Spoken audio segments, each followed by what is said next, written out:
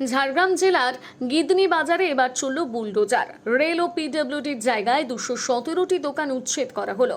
রাস্তার সম্প্রসারণের লক্ষ্যে ঝাড়গ্রাম জেলার জাম্বনি ব্লকের গিদনি বাজারে এক বিশাল উচ্ছেদ অভিযান চালালো প্রশাসন।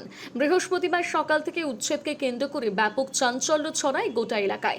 জানা গিয়েছে, বিধানসভা নির্বাচনের পর রাজ্য রাজনৈতিক পট পরিবর্তনের পরেই বড়সড় পদক্ষেপ নিল প্রশাসন। এদিনের অভিযানে পূর্ত দপ্তর এবং রেলের জমিতে বেআইনিভাবে গড়ে ওঠা প্রায় 217টি দোকান বুলডোজার দিয়ে গুড়িয়ে দেওয়া হলো। রাস্তা চওড়া করার এই মেগা প্রকল্পে রাজ্য সরকারের পাশাপাশি পূর্ণ সহযোগিতা করছে রেল কর্তৃপক্ষ। অপ্রীতিকর পরিস্থিতি এড়াতে সকাল থেকে এলাকায় মোতায়েন করা হয়েছিল বিশাল পুলিশ বাহিনী।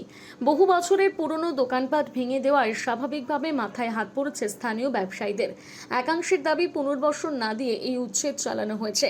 অন্যদিকে প্রশাসনের পক্ষ থেকে জানানো হয়েছে, যানজট মুক্ত ও উন্নত যাতায়াত ব্যবস্থার স্বার্থে এই রাস্তার সম্প্রসারণ অত্যন্ত জরুরি ছিল এবং আইন মেনে এই পদক্ষেপ নেওয়া হয়েছে।